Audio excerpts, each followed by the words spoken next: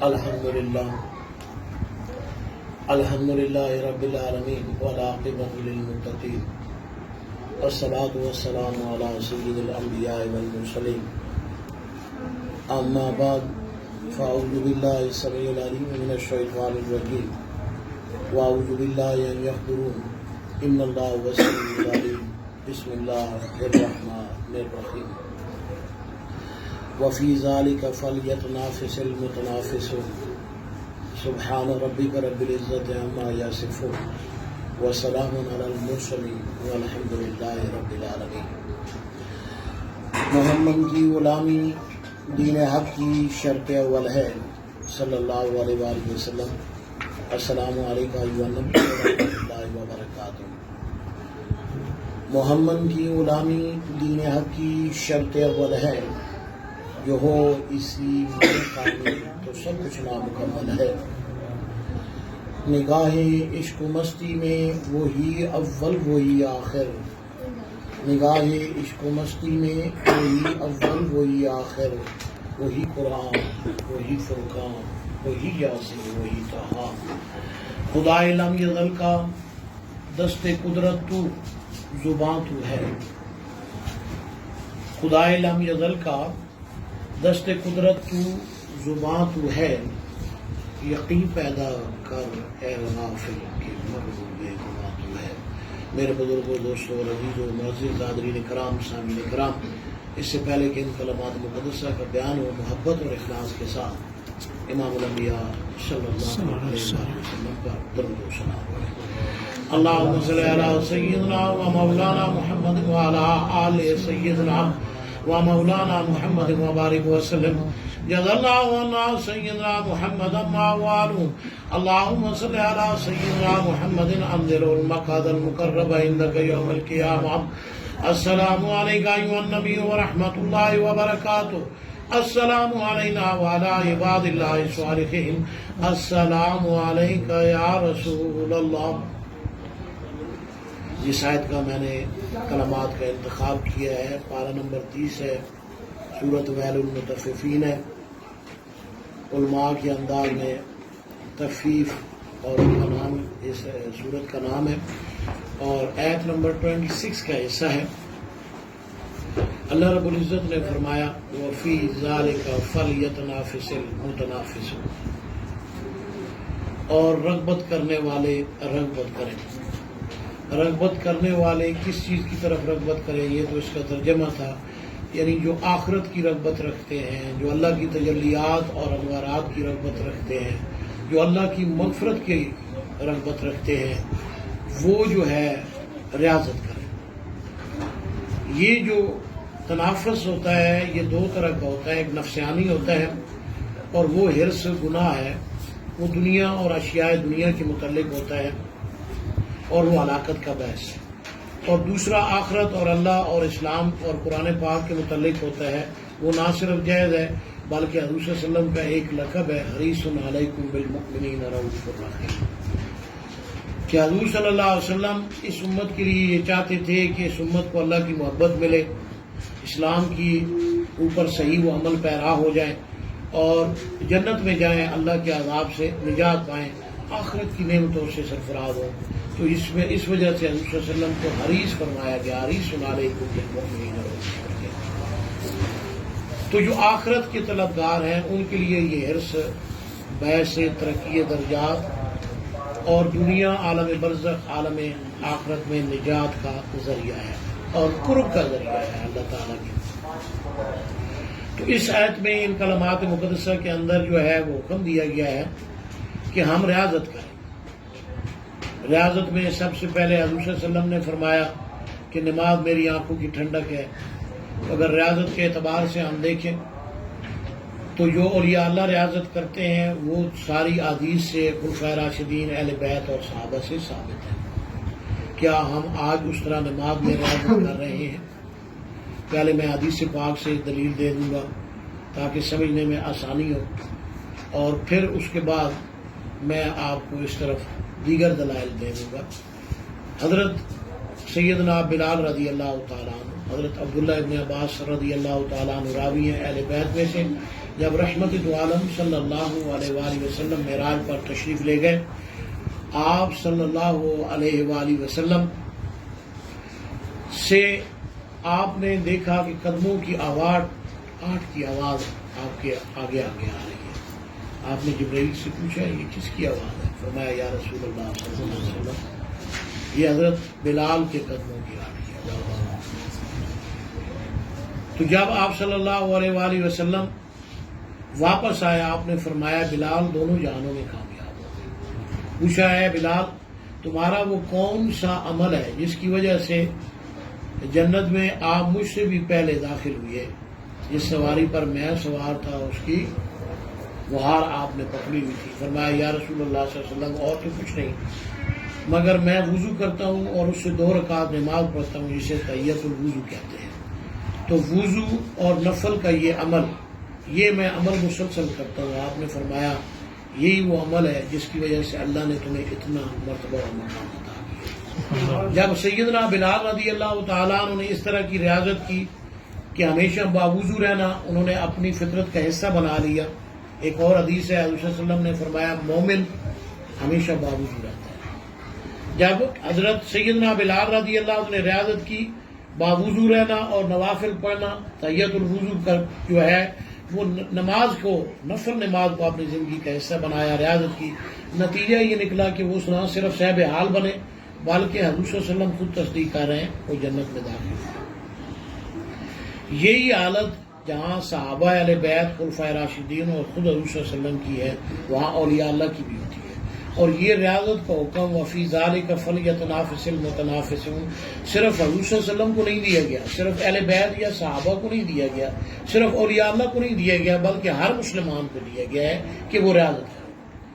اب حضور صلی اللہ علیہ وسلم ریاضت کیسے کرتے تھے؟ صحیح حدیث میں امہات المومنین سے، صحابہ سے، اہل بیت سے روایات بکثرت موجود ہے۔ حضور صلی اللہ علیہ وسلم کثرت کے ساتھ نوافل پڑھتے، یہاں تک کہ آپ صلی اللہ علیہ وسلم کے قدموں مبارک پر، پاؤں مبارک پر ورم آتا ہے۔ تو آپ سے سوال کیا گیا کہ آپ تو معصوم ہیں، گناہوں سے پاک ہیں، آپ پیغمبر ہیں، آپ اتنی ریاضت کیوں کرتے ہیں؟ اتنا مجاہدہ آپ کیوں کرتے ہیں؟ ولایت میں، روحانیت میں ہم ریاضت اس کو کہتے ہیں مجاہدہ کرنے، آپ اتنی زیادہ مجاہدہ کیوں کرتے ہیں حالانکہ آپ تو پیغمبر ہیں، بخشے بخشائے ہیں، معصوم ہیں؟ فرمایا کیا میں اللہ کا شکر گزار بندہ نہ بنوں؟ اب جب پاؤں پر ورم آتا ہے کیا جسم میں تکلیف نہیں ہوتا؟ یقیناً ہوتی ہے، لیکن حضور صلی اللہ علیہ وسلم کا اپنا ذاتی عمل یہ ہے۔ نماز میں ذاتی عمل خلفائے راشدین کے کیا ہے؟ سیدنا عثمان ابن غفان رضی اللہ تعالیٰ عنہ 1 رکعت میں پورا ختم قرآن پاک کر دیتے۔ حضرت علی رضی اللہ تعالیٰ عنہ، دیگر حضرت سعید بن جبیر رضی اللہ تعالیٰ عنہ روزانہ 10 پارے پڑھتے، 3 دن میں ختم قرآن پاک۔ تابعین میں سے نعمان بن ثابت رحمۃ اللہ علیہ تابعین اولیٰ میں سے ہیں، جن کو امام اعظم ابو حنیفہ کہتے ہیں، 1 پاؤں پر کھڑے ہو کر پورا قرآن پاک پڑھتے ہے نوافل کیا۔ اب یہ کیا ہے؟ یہ ریاضت جہاں حضور صلی اللہ علیہ وسلم سے ثابت ہے، اہل بیت خلفائے راشدین سے، صحابہ سے ثابت ہے، وہاں اولیاء اللہ سے بھی ثابت ہے، وہاں اہل بیت سے بھی ثابت ہے۔ وہ جب نماز پڑھتے تھے اس میں ریاضت جب اس طرح کرتے تھے، نتیجہ یہ بنتا تھا کہ ان کی حال والی نماز ہوتی تھی، صحب حال۔ آج ہم اس طرح ریاضت نہیں کرتے۔ اس کی ایک وجہ تو یہ ہے کہ ہمارے پاس کوئی شیخ کامل نہیں ہے جو ہمیں ریاضت کا طریقہ دے، درس دے۔ صحابہ کے مرشد کون تھے؟ اہل بیت کے مرشد کون تھے؟ صحابیہ عورتوں کے مرشد کون تھے؟ امہات المومنین اور دوسرے جو صحابیہ عورتیں ہیں، اہل بیت عورتیں ہیں، ان کی مرشد کون تھے؟ حضور صلی اللہ علیہ وسلم۔ انہوں نے اکتساب فیض کیا، پھر جب ریاضت کی اس کا نتیجہ یہ نکلا کہ ان کی نمازوں میں ایسے کیف اور سرور تھا، ایسی لذت آتی تھی کہ وہ صحب حال بن جاتے تھے نماز پر۔ امام الانبیاء صلی اللہ علیہ وآلہ وسلم نے فرمایا، راوی حضرت عقبہ بن عامر رضی اللہ تعالیٰ عنہ ہے، جب انسان 2 رکعت نماز سمجھ کر پڑھے، 2 رکعت نماز سمجھ کر پڑھے تو وہ گناہوں سے اس طرح پاک ہو جاتا ہے جیسے ماں کے پیٹ سے بچہ پیدا ہوتا ہے، گناہوں سے پاک ہوتا ہے۔ یہ نماز کی ریاضت خالی آپ کو بتا رہا ہوں۔ تو جہاں حضور نے فرمایا اس کے احوال اور فضائل کو آپ دیکھیں، امام الانبیاء صلی اللہ علیہ وآلہ وسلم نے فرمایا، حضرت شعیب رضی اللہ تعالیٰ عنہ راوی ہیں کہ وہ نفل جو آپ تنہائی میں پڑھ رہے ہیں 2 رکعت، ان نوافل سے جو لوگوں کے سامنے پڑھ رہے ہیں 25 درجے افضل۔ اب یہ ریاضت ہے، چھپ کر کرنا اور لوگوں کے سامنے پڑھنا ہے تو نفل ہے، مگر فرق کتنا ہے؟ حضور فرق بتا رہے ہیں۔ اب دوسری حدیث پاک سے آپ دیکھیں کہ آپ نماز 5 ٹائم تو پڑھنی ہے، وہ تو فرض ہے۔ ام المومنین سیدہ عائشہ صدیقہ رضی اللہ عنہا ہیں، حضور صلی اللہ علیہ وسلم نے فرمایا کہ مسلمانوں پر 5 نمازیں فرض ہیں، فجر، ظہر، عصر، مغرب، عشاء، وہ تو فرض ہے، وہ تو ہر آدمی نے پڑھنی۔ حضرت عبداللہ ابن عمر رضی اللہ تعالیٰ عنہ راوی ہیں، امام الانبیاء صلی اللہ علیہ وسلم نے فرمایا جب انسان 2 رکعت تنہائی میں 2 رکعت نفل ادا کرتا ہے تو اس سے اس کے اندر نفاق ختم ہو جاتا ہے، منافقت ختم ہو جاتی ہے۔ اس حدیث پاک میں حضور صلی اللہ علیہ وسلم نے نفاق کو ختم کرنے کا طریقہ بیان کیا کہ اگر منافقت آ گئی ہے بندے میں، اس کو ہم کس طرح ختم کر سکتے ہیں؟ نماز کے ذریعے۔ اب ریاضت کرے نا، اس کو ہم ریاضت کہتے ہیں، طریقہ ولایت، کہ تنہائی میں پڑھے، کوئی بندہ آپ کو دیکھے نا۔ دوسری حدیث پاک ہے، اس کے راوی دیگر صحابہ بھی ہیں، حضرت عبداللہ ابن عمر کی حدیث سے بیان کروں گا۔ حضرت عبداللہ ابن عمر رضی اللہ عنہ راوی ہیں، حضور صلی اللہ علیہ وسلم نے فرمایا جو بندہ 2 رکعت تنہائی میں نفل ادا کرے، اسے صرف اللہ دیکھ رہا ہو، فرشتے دیکھ رہے ہو، کوئی اور بندہ نہ دیکھ رہا ہو، اس پر جہنم کی آگ حرام ہو جاتی ہے، یعنی وہ سیدھا جنت میں جائے گا۔ طریقہ ولایت سے بیان کر دوں، حضرت خواجہ نظام الدین اولیاء رحمۃ اللہ علیہ وقت کے ولی کامل جب دنیا سے رخصت ہوئے، ایک آدمی کو زیارت ہوئی، پوچھا حضرت اللہ نے کیا ماجرا کیا، کیا معاملہ کیا؟ فرمایا وہ 2 رکعت جو تنہائی میں ادا کرتے تھے اس کی وجہ سے اللہ نے بخش دیا۔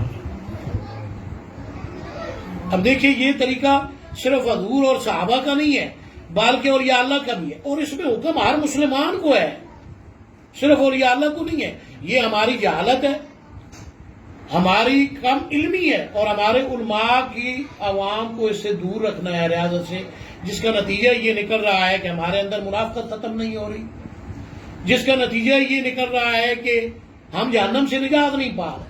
اگر وہی 2 رکعت ہم تنہائی میں پڑھ لیتے، جس کی وجہ سے ہم درجات میں کم ہو رہے ہیں۔ حضرت عبداللہ ابن مسعود رضی اللہ تعالیٰ عنہ راوی ہیں، امام الانبیاء صلی اللہ علیہ وآلہ وسلم نے فرمایا کہ رات کے نفل دن کے نفل سے افضل ہے، رات کے نفل دن کے نفل سے افضل ہے۔ دن کو بھی آپ نوافل پڑھ سکتے ہیں، تحیۃ الوضو، تحیۃ المسجد، اشراق پڑھ سکتے ہیں، چاشت پڑھ سکتے ہیں، صلاۃ زوال پڑھ سکتے ہیں، صلاۃ التوبہ پڑھ سکتے ہیں، صلاۃ شکر پڑھ سکتے ہیں، مگر جو رات کے نوافل ہیں، کیا فرمایا حدیث پاک میں فرق کیا کہ رات کے نفل دن کے نفل سے کیا ہے؟ رات کے نفل افضل۔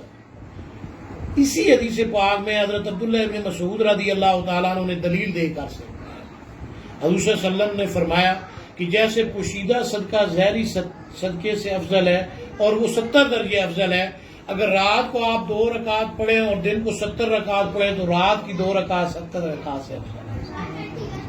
یہ کسی عالم کی دی ہوئی، عالم دین کی دلیل نہیں، کسی پیر صاحب کی نہیں، صحابی رسول کی اور حدیث سے دلیل دے کر سمجھایا ہے کہ یہ فرق سمجھایا ہے کہ اگر ہم دن کو 70 رکعت نوافل پڑھ لیں، ریاضت کر لیں طریقہ ولایت کے ساتھ، اور رات کو صرف 2 رکعت نفل پڑھے، تو وہ 2 رکعت جو ہم نے رات کو پڑھے ہیں وہ افضل ہے ان 70 رکعت سے جو ہم نے دن میں پڑھے۔ تو حضور صلی اللہ علیہ وسلم نے فرمایا نماز میری آنکھوں کی ٹھنڈک ہے، وفی ذالک فلیتنافس المتنافسون۔ کیا ہم نے بحیثیت مسلمان کبھی ایسی ریاضت کی ہے؟ ہمیں اس بات پر سوچنا چاہیے۔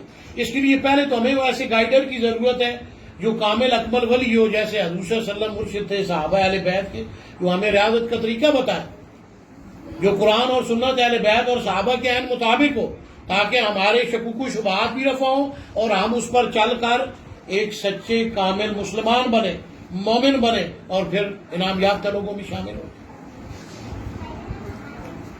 صرف یہی نہیں، نماز فرض ہو یا نفل ہو، اس کے پڑھنے کے جو طریقے اہل بیت اور صحابہ اور حضور صلی اللہ علیہ وسلم سے ثابت ہے، کیا کبھی ہم نے ایسی بھی نماز پڑھی ہے بحیثیت مسلمان؟ حضور صلی اللہ علیہ وسلم صحابہ کی جماعت کے ساتھ گزرے، ایک صحابی قرآن پاک پڑھ رہا تھا نماز کے اندر اور آنکھوں سے آنسو جاری تھے، آپ نے فرمایا ورتل القرآن ترتیلا، یہ قرآن کو ترتیل کے ساتھ پڑھ رہا ہے۔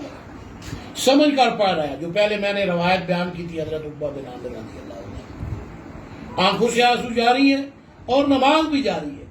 کیا ایسی نماز بھی کبھی ہم نے پڑھی ہے؟ کیا ہم مسلمان نہیں ہیں؟ دعویٰ نہیں کرتے مسلمان ہونے کا. یہ حکم ہر مسلمان کے لیے تھا. یہاں پر بھی قرآن پاک میں ہر مسلمان کو حکم دیا گیا ہے وَفِي ذَلِكَ فَلْيَتَنَافَسِ الْمُتَنَافِسُونَ. جو آخرت کا طلبگار ہے، جو جنت کا طلبگار ہے، جو اللہ کی تجلیات کو دیکھنا چاہتا ہے، انوارات کو دیکھنا چاہتا ہے، وہ ریاضت کرے. وہ اس طرح ریاضت کرے جس طرح حضور نے ریاضت کی، جس طرح اہل بیت صحابہ اولیاء اللہ ریاضت کرتے ہیں. ہر مسلمان ریاضت کرے تاکہ وہ حقیقت میں آخرت کو پانے والا بن جائے. خلفائے راشدین میں سے سیدنا ابو بکر صدیق رضی اللہ تعالیٰ عنہ، حضرت سیدنا عمر فاروق اعظم رضی اللہ تعالیٰ عنہ جب نماز پڑھتے آپ کے سینہ مبارک سے ہانڈی کی آواز ایسے آتی جیسے ہانڈی کو چولہے پر رکھ دیا جائے، اس کی گڑگڑاہٹ، اس کی آواز پیدا ہوتی. یہ حال کی نماز ہے، یہ حال کی نماز ہے، یہ صحب حال کی نماز ہے، یہ ایک مسلمان کی نماز ہے. کیا ہم نے کبھی ایسی پڑھی؟ حضرت علی رضی اللہ تعالیٰ عنہ سے پوچھا گیا آپ نماز کیسے پڑھتے ہیں؟ فرمایا میں اس وقت تک نماز نہیں پڑھتا جب تک اپنے رب کو دیکھنا ہو، اپنے رب کی تجلیات کو دیکھنا ہو. بخاری شریف کی حدیث پاک ہے، حضور صلی اللہ علیہ وسلم نے مسجد نبوی کے اندر جو ہے وہ تھوک کا لعاب دیکھا لگا ہوا. آپ بڑے غصے ہوئے، جلال میں آ گئے. فرمایا جب آپ مسجد میں ہوتے ہیں تو قبلہ رخ نہ ہوا کرو، اللہ رب العزت موجود ہوتے ہیں، حالانکہ اللہ کی تجلیات تو ہر جگہ ہے. یہ صحیح بخاری کی حدیث پاک ہے. اب حضرت علی رضی اللہ تعالیٰ عنہ جب نماز کے لیے کھڑے ہوتے تو اس تجلی اور انوارات کو دیکھتے. کیا ہم نے کبھی ایسی نماز پڑھی ہے؟ اور یا اللہ میں سے داتا خان بخش علی اجمیری رحمۃ اللہ علیہ لاہور کے اندر آپ سے آپ کے مریدین پوچھتے ہیں، آپ کہتے ہیں جی بیت اللہ، آپ فرماتے ہیں بیت اللہ اس طرف ہے. آپ نے اللہ سے دعا کی، نماز پڑھی، جب اللہ اکبر کا حجاب ہٹ گیا آپ کو بیت اللہ نظر آنا شروع ہو گیا. جو لوگ آپ کے پیچھے نماز پڑھ رہے ہیں ان کو بھی بیت اللہ نظر آنا شروع. اب یہ درجات ہے وَفَوْقَ كُلِّ ذِي عِلْمٍ عَلِيمٍ وَلِكُلٍّ دَرَجَاتٌ مِّمَّا عَمِلَ. جتنا کسی کا درجہ ہے اس طریقے سے صاحب حال نماز پڑھے. با یزید بستامی رحمۃ اللہ علیہ ریاضت کی بات کر رہا ہوں، وَفِي ذَلِكَ فَلْيَتَنَافَسِ الْمُتَنَافِسُونَ. نماز کے اندر ریاضت، جب اللہ اکبر کہتے تکبیر تحریمہ اللہ کا عرش سامنے نظر آتا. اب وہ بھی ولی ہیں با یزید بستامی. اسی طرح بعض اولیاء اللہ ایسے ہوتے ہیں جب وہ نماز پڑھتے ہیں تو اللہ کی تجلیات کو دیکھتے ہیں پھر نماز پڑھتے ہیں. آج بھی ایسے لوگ موجود ہیں اس دنیا کے اندر کہ جب وہ نماز پڑھتے ہیں تو سیدھا حضور صلی اللہ علیہ وسلم کے پیچھے پہنچ جاتے ہیں، جماعت کے ساتھ حضور کے پیچھے نماز پڑھتے ہیں. سبحان اللہ. ایسے لوگ ہیں جو خلفائے راشدین کے پیچھے نماز پڑھ لیتے ہیں اور یا اللہ کے پیچھے نماز پڑھ لیتے ہیں. یہ صحب حال لوگوں کی نماز. کیا ہم نے بھی کبھی ایسے نماز پڑھی؟ ہمارے شہزاد صاحب اللہ ان کے درجات بڑھائیں، انہی لوگوں میں سے ایک آدمی جنہوں نے بیداری کی حالت میں پیران پیر سیدنا شیخ عبد القادر جیلانی رحمۃ اللہ علیہ کے پیچھے بھی نماز پڑھی. بیداری کی حالت میں حضرت علی شیر خدا رضی اللہ تعالیٰ عنہ کے پیچھے نماز پڑھی. بیداری کی حالت میں نبی آخر الزمان حضرت محمد رسول اللہ صلی اللہ علیہ وسلم، اس کا سبب اور ذریعہ بندہ ناچیز تھا. کیا ہم نے کبھی ایسے بھی نماز پڑھی ہے؟ وَفِي ذَلِكَ فَلْيَتَنَافَسِ الْمُتَنَافِسُونَ. نماز میں ریاضت کریں نا. جو حضور صلی اللہ علیہ وسلم کی آنکھوں کی ٹھنڈک ہے آپ اس کے ذریعے صاحب حال بنے. حضرت انس رضی اللہ تعالیٰ عنہ راوی ہیں، امام الانبیاء صلی اللہ علیہ وآلہ وسلم نے فرمایا نماز پڑھنے سے دل کے اندر نور پیدا ہوتا ہے. حضرت سیدنا ابو ہریرہ رضی اللہ تعالیٰ عنہ راوی ہیں، امام الانبیاء صلی اللہ علیہ وسلم نے فرمایا جب انسان نماز پڑھتا ہے اس کے دل کے اندر نور پیدا ہوتا ہے، وہ جتنا چاہے اپنے نور کو بڑھا لے، نماز پڑھے. یہ کون سا نور ہے؟ اتقوا فراست مومن المومن ینظر بنور اللہ کما قال رسول اللہ صلی اللہ علیہ وسلم. راوی حضرت سیدنا عمر فاروق اعظم رضی اللہ عنہ، مومن کی فراست سے بچو جو اللہ کے نور سے دیکھتا ہے۔ اب حضور نے ان حدیث میں مختلف طریقوں سے دلیل دے کر میں سمجھا رہا ہوں، نماز پڑھنے سے بھی وہ نور بصیرت آپ کے اندر پیدا ہوتا ہے جو حضور صلی اللہ علیہ وسلم کی آنکھوں کی ٹھنڈک ہے، وہ اپنے اندر پیدا کرے، اس کے اندر ریاضت کرے تاکہ آپ کے وہ اتقوا فراست مومن المومن ینظر بنور اللہ، آپ کو نماز کے اندر وہ کیفیات آپ پر طاری ہو جائے۔ حضور صلی اللہ علیہ وسلم جنت دوزخ کو بے شمار حدیث ہیں، صحیح مسلم میں، بخاری میں، سائے ستہ کی کتابوں میں جنت دوزخ کو دیکھتے، مختلف احوال کو دیکھتے، ایسے اہل بیت خلفائے راشدین اور یا اللہ نماز کی حالت میں ان پر حال طاری ہو جاتا تھا۔ امام جعفر صادق رضی اللہ تعالیٰ عنہ نے نماز پڑھائی، جماعت کے لیے جب کھڑے ہوئے جماعت کرا رہے تھے، سورۃ فاتحہ کی تلاوت فرمائی، گرے بے ہوش، لوگوں نے اٹھایا، جب ہوش میں آیا پوچھا حضرت کیا ہوا؟ فرمایا میں نماز پڑھ رہا تھا، قرآن پاک کی تلاوت کر رہا تھا، یہاں تک کہ قائل سے اس کے کلام کو سن لیا۔ کس سے؟ اللہ سے اس کے کلام کو سن لیا۔ یہ نماز ہے۔ وفی ذالک فلیتنافس المتنافسون، نماز میں ریاضت کرو نا، جو حضور کی آنکھوں کی ٹھنڈک ہے۔ ابراہیم بن ادم رحمت اللہ علیہ جماعت کروا رہے ہیں، آپ کے پیچھے مریدین اور دیگر مسلمان کھڑے ہیں، جب آپ پہنچے ایاک نعبد و ایاک نستعین، اہدنا الصراط المستقیم صراط الذین انعمت علیہم، گرے بے ہوش ہو گئے ہیں۔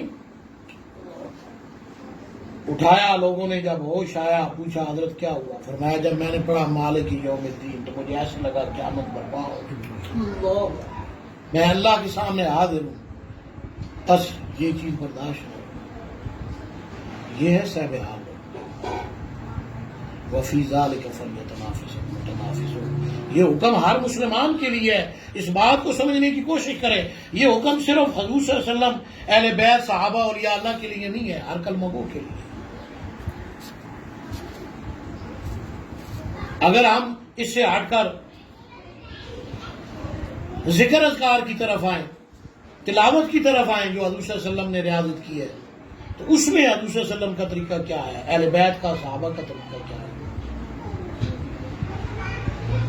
حضرت کعب رضی اللہ تعالیٰ عنہ راوی ہے، حضرت عبداللہ ابن مسعود رضی اللہ تعالیٰ عنہ راوی ہیں، حضور صلی اللہ علیہ وسلم نے حضرت عبداللہ ابن مسعود کو فرمایا تلاوت کرو، آپ نے تلاوت کی، حضور صلی اللہ علیہ وسلم کی آنکھوں مبارک سے آنسو جاری ہے۔ تلاوت حضرت عبداللہ ابن مسعود کر رہے ہیں۔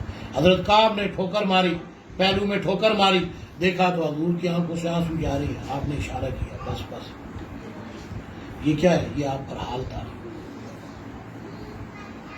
سورۃ بینہ، لم یکن الذین کفروا من آل الکتاب والمشرکین منفکین حتی تأتیہم البینہ۔ حافظ صاحب بیٹھے ہیں، جب حضور پر یہ نازل ہوئی، اللہ نے حکم دیا کہ یہ سورت حضرت کعب رضی اللہ تعالیٰ، جب آپ نے سنا آپ پر حال طاری، آنکھوں سے آنسو جاری، فرمایا یا رسول اللہ صلی اللہ علیہ وسلم، اللہ رب العزت نے میرا نام لیا کہ کعب کو یہ قرآن پاک کی سورت پڑھے۔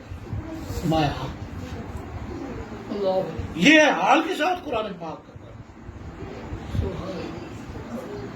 اس کو وفی ذالک فلیتنافسون کہتے ہیں، اس کو ریاضت کہتے ہیں اولیاء۔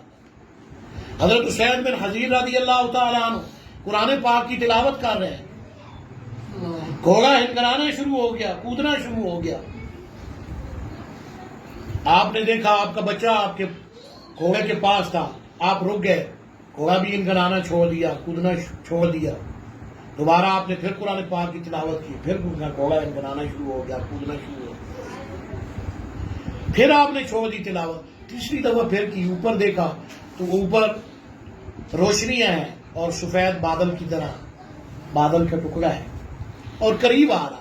جب وہ تلاوت کرتے ہیں وہ قریب آتا ہے، جب آپ پڑھنا بند کر دیتے ہیں وہ رک جاتا ہے۔ حضور کے پاس حاضر ہوئے، فرمایا یا رسول اللہ صلی اللہ علیہ وسلم یہ کیا ہے؟ فرمایا اسید بن حضیر رضی اللہ تعالیٰ عنہ، اگر یہ تلاوت آپ جاری رکھتے تو تو صبح کی روشنی میں سارے صحابہ ان کو دیکھ لیتے. وہ جو سفید بادل ٹائپ تمہیں نظر آ رہا تھا یہ کیا تھا، اور وہ جو چراغ تھے وہ کیا تھے؟ وہ فرشتے تھے، اور وہ اللہ کی رحمت تھی. جو سفید بادل، اللہ کی رحمت نازل ہو رہی تھی. قرآن آپ پڑھ رہے تھے، اللہ کی طرف سے فرشتے نازل ہو رہے تھے تمہارے قرآن پاک ہے نہیں. فرمایا میں تو اس وجہ سے ڈر گیا کہ میرا بیٹا پاس لیٹا ہوا ہے، کہیں گھوڑا اس پر سوار ہے. یہ ہے وفی ذالک فلیتنافس المتنافسون. اس طرح قرآن پاک کو پڑھو. کبھی اس طرح بھی قرآن پاک کو پڑھے. شیب حال لوگوں کی طرح قرآن پاک پڑھنے کی کوشش. جب آپ حال کے ساتھ قرآن پاک کو پڑھو گے تو آپ پر حال طاری ہوگا.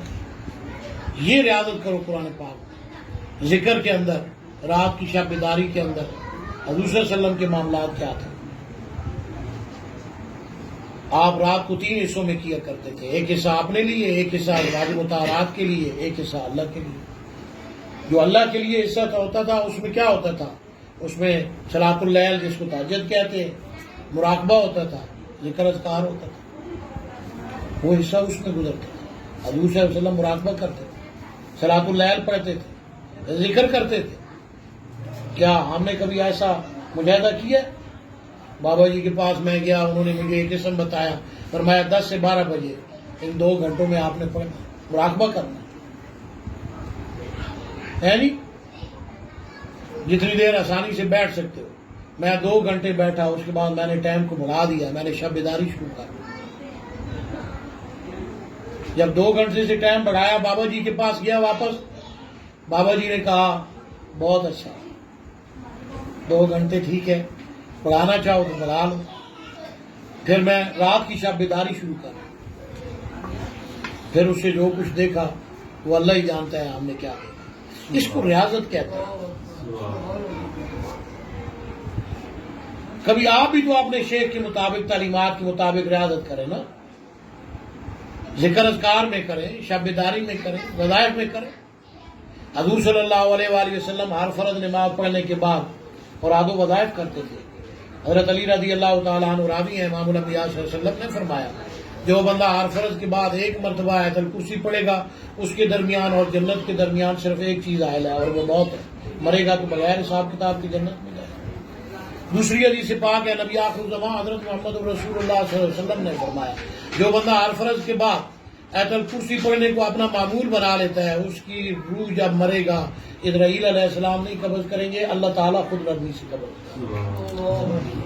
اب یہ مرتبہ تو اس کو ملے گا نا جو حضور کی پیروی میں ریاضت کرے گا، وظیفہ پڑھے گا نماز کے بعد، آیت الکرسی پڑھے گا. جو پڑھتا نہیں ہے اس کو کیسے یہ فضیلت حاصل؟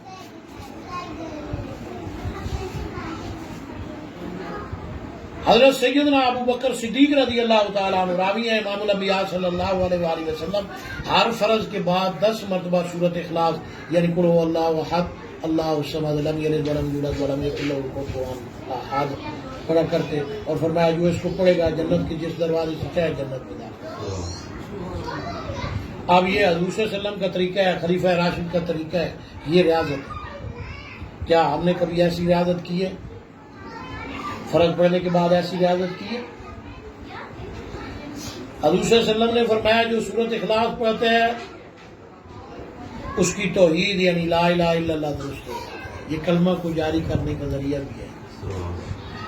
حضور صلی اللہ علیہ وسلم نے فرمایا جو بندہ سورۃ اخلاص پڑھتا ہے اس میں اخلاص پیدا ہوتا ہے. اگر ہم بغیر اخلاص کے کوئی عمل کریں گے وہ اللہ کی بارگاہ میں قبول نہیں. کیا ہم نے اس طرح کی ریاضت کی ہے کبھی؟ امام الانبیاء صلی اللہ علیہ وآلہ وسلم ہر فرض نماز کے بعد ایسا آواز میں 3 مرتبہ استغفر اللہ استغفر اللہ استغفر اللہ استغفار کیا تھا. چھوٹا قرآنی استغفار. اس کو میں اللہ سے اپنے گناہوں کی معافی مانگ لی. یہ ریاضت ہے. اس کا فائدہ کیا ہے؟ محدثین کرام، مفسرین کرام، اولیاء کاملین، صحابہ کرام، حضور صلی اللہ علیہ وسلم قرآن پاک سے بھی ثابت ہے کہ جو بندہ استغفار کر لیتا ہے اللہ اس کے صغیرہ اور کبیرہ، اعلانیہ اور چھپے اور سارے گناہوں کو بخش. حضور ہر فرض کے بعد اس کو 3 مرتبہ کرتے تھے. کیا مطلب؟ کہ جو پچھلی نماز سے اس نماز کے دوران گناہ ہوئی ہیں تاکہ وہ سارے بخش جائیں. یہ ہمارے لوگوں کے لیے درس تھا. کیا ہم نے اس سنت کو اختیار کیا ہے؟ اس سنت کو زندہ کیا ہے؟ ایسا وعد میں حضور صلی اللہ علیہ وسلم پر. یہ ریاضت ہے بھائی. یہ اگر آپ کی زندگی کا حصہ بن جائے، کسی آپ نے شیخ کامل سے اجازت لے کر آپ اس کے طور طریقے سیکھیں، پھر آپ کو پتہ چلے. ذکر اذکار میں، دعا میں جس طرح حضور ریاضت کرتے تھے، صحابہ ریاضت کرتے تھے، کبھی ہم نے کیا؟ حضرت ام سلیم رضی اللہ تعالیٰ کون ہے؟ صحابی رسول کی والدہ ہیں، حضرت انس رضی اللہ تعالیٰ. حضرت انس کی والدہ محترمہ. حضرت ام سلیم رضی اللہ تعالیٰ عنہ آئی حضور صلی اللہ علیہ وسلم کے پاس، ان کی فضیلت بیان کروں آپ کو تاکہ پتہ چلے مرتبہ کیا ہے. حضور صلی اللہ علیہ وسلم فرماتے ہیں، حضرت انس رضی اللہ راوی ہیں کہ میں جنت میں گیا، میں نے دیکھا میرے آگے قدموں کی آہٹ کی آواز آ رہی. دیکھا تو حضرت ام سلیم ہے کہ جنت میں. یہ صاحب حال صحابیہ اور صرف مرد صاحب حال نہیں تھے، ہر صحابی اہل حال تھا، ہر اہل بیت صاحب حال تھا، ہر صحابیہ عورت صاحب حال تھی. حدیث ہے، میں کسی عالم دین کسی پیر کی بات نہیں کر رہا. حضرت انس رضی اللہ تعالیٰ عنہ اس کے راوی ہیں کہ حضرت ام سلیم جنت میں جا رہے ہیں. دوسرے وسلم نے فرمایا مجھے قدموں کی آہٹ آئی، دیکھا تو حضرت ام سلیم ہے. حضرت ام سلیم حضور صلی اللہ علیہ وسلم کے پاس حاضر ہوئی. فرمایا یا رسول اللہ صلی اللہ علیہ وسلم مجھے کوئی دعا بتائے. اب جیسے مرتبے کا صحابی ہوتا تھا، یہ صحابی ہوتی تھی عورت. حضور اس مرتبے کے حساب سے اسے جواب دے. آپ خود بھی صاحب حال تھے اور اس صاحب حال سے واقف ہوتے تھے. ہر صحابی کو آپ نے الگ الگ طریقے سے چیز بتائی. اس میں فرق راویوں کا ضعیف نہیں، ضعف نہیں ہے، وہ ان کا مرتبہ اور مقام ہے. حضور صلی اللہ علیہ وسلم کے احوال ہیں اور صحابہ کے احوال ہیں. جب حضرت ام سلیم نے سوال کیا، آپ نے فرمایا سبحان اللہ 10 دفعہ، الحمدللہ 10 دفعہ، اللہ اکبر 10 دفعہ پڑھ کے دعا کرو. اللہ فرمائے گا میں نے تمہارا کام کر دیا، میں نے تمہارا کام کر دیا. 2 مرتبہ. اب صاحب حال کو حال کی کیفیت بیان کی جا رہی ہے. اسی نبی آخر الزمان حضرت محمد رسول اللہ صلی اللہ علیہ وسلم نے ہر نماز کے آخر میں تسبیحات فاطمی بھی اس کو کہتے ہیں 33 دفعہ حکم دیا، اور ایک روایت میں 10 دفعہ حکم دیا. اگر ہم اس کام کو کرتے ہیں تو ہمارا مرتبہ کیا ہوگا؟ جیسے حضرت ام سلیم جنت میں پھر رہی ہیں، جیسے ہر دعا ان کی قبول ہو رہی ہے. حضور صلی اللہ علیہ وسلم نے اللہ خود فرمائے گا قبول کر لی. ہم بھی اس مرتبے کو حاصل کر سکتے ہیں، وہ شرط کی کسی کامل اکمل شیخ کامل سے اجازت بھی لے. بابا جی اس کے عارف تھے، سید محمد دڑے والی سے. لوگ تو صرف حدیث بیان کرتے ہیں نا. حدیث پاک کا بیان کرنا اور عارف ہونا، اس کا اذن ہونے میں بھی بڑا فرق ہے. مجھ سے یہ بڑے لوگ سوال بھی کرتے رہتے ہیں. اس میں فرق بھی حدیث پاک سے آپ کو سمجھاؤں فرق کیا ہے. حدیث پاک سے سمجھاتا ہوں. بخاری شریف کی حدیث پاک ہے. ایک یہودی حضور صلی اللہ علیہ وسلم کے پاس آیا. آپ جو یہ فرماتے ہیں میں اللہ کا رسول ہوں، اگر یہ درخت گواہی دے دے میں آپ پر ایمان لے. آپ صلی اللہ علیہ وسلم نے فرمایا اگر میں اس درخت کو کہوں اور یہ گواہی دے وہ ٹھیک ہے، یا تو جا کر اسے درخت کو کہے اور یہ آ کر گواہی دے. اس یہودی کو پتہ تھا کہ میں تو یہودی ہوں، یہ تو اللہ کے رسول ہیں، ان کی کتابوں میں لکھا ہوا تھا. کہا اگر میں جا کر کہوں نا اس درخت کو اور یہ آ کر گواہی دے تو یہ زیادہ بہتر ہے.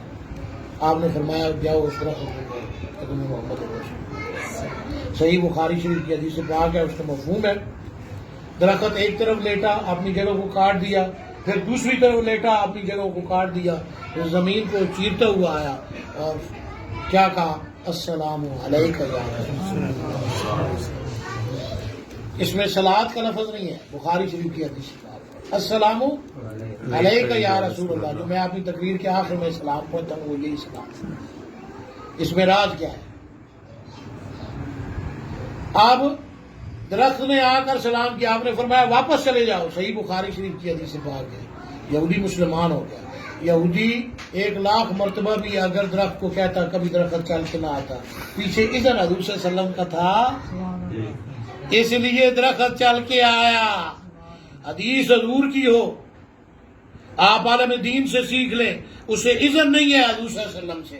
اولیاء اللہ کو اذن ہوتا ہے، یہ فرق ہے اس میں اولیاء اللہ میں اور عالم دین. جب وہ پراپر حضور سے اجازت لے کر آپ کو دے رہا ہے، اس میں وہ مثال ہے جو میں نے اب حدیث سے دی. عالم دین کے کہنے پر وہ کچھ نہیں ہوگا، وہ روایت آپ کو بیان کر دے گا، وہ روایت بھی صحیح ہوگی، ہمیں اس پر کوئی اعتراض نہیں ہے، ہم علماء کی قدر کرتے ہیں۔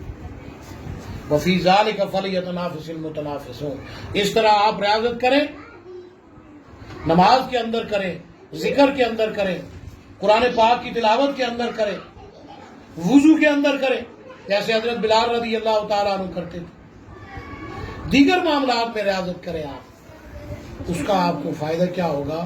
اس کی وجہ سے آپ کو یہ فائدہ ہوگا کہ آپ عام آدمی سے نکل کر ایک کامل مسلمان بن جائیں گے۔ اگر مسلمان ہیں تو مومن بن جائیں گے، مومن ہیں تو آپ طریقہ ولایت میں داخل ہو جائیں گے۔ اس طرح ہمیں اس ریاضت کو سیکھنا چاہیے، اور اس کے لیے باقاعدہ طریقہ کار ہے۔ جیسے آج وکیلوں کے پاس جائیں تو وکالت کو سیکھنے کے لیے باقاعدہ قانون ہے، لا کی کتابیں پڑھتے ہیں۔ آپ کسی مفسر کے پاس جائیں تفسیر کا علم سیکھنے کے لیے